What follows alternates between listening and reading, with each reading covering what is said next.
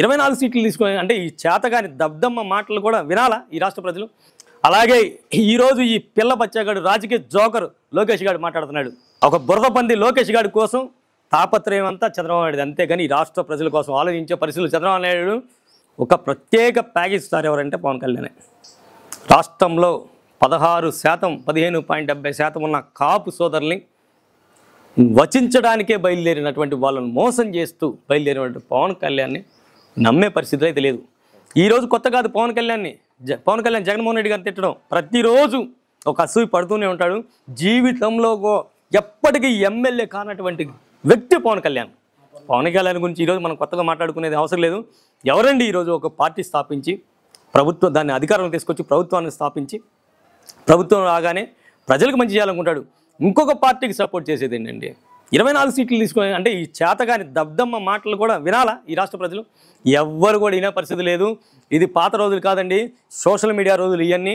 ప్రతి సెకండ్ రాష్ట్రంలో ఏం జరుగుతుంది, మంచి ఏంటి చెడేంటి ప్రజలు తేడా తెలుసుకోగలిగారు.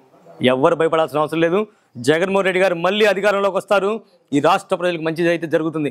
ఇక ఈ గుంట ముసలి నా కొడుకు, ఈ ముసలి కొంట, ఈ నక్క ముసలి నక్క చంద్రబాబు గురించి మనం మాట్లాడుకోవాల్సిన అవసరమే లేదు. వాడికి కూడా తెలుసు టీడీపీ అధికారంలో రాదని.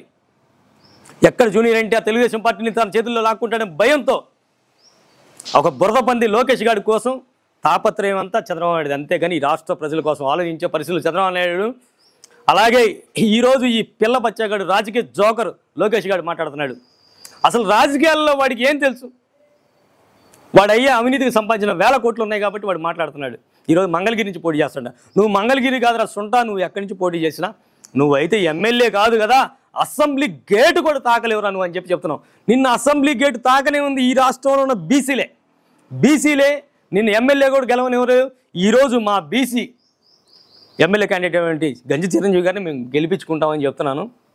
మరొకసారి చెప్తున్నా, ఈ రాష్ట్రంలో ఈ 77 సంవత్సరాల స్వతంత్ర భారతదేశంలో ఈ రాష్ట్రంలో జరగనన్ని సంక్షేమ పథకాలు జగన్మోహన్ రెడ్డి గారు ప్రవేశపెట్టారు. అది ఎస్సీ, ఎస్టీ, బీసీ మైనార్టీల కోసం.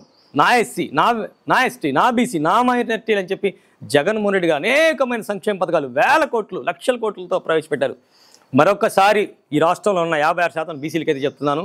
మరి మనం జగన్మోహన్ రెడ్డి గారిని ఈ 5 సంవత్సరాలు ఆయన తల మీద పెట్టుకొని మోసాడు ఈ బీసీలని.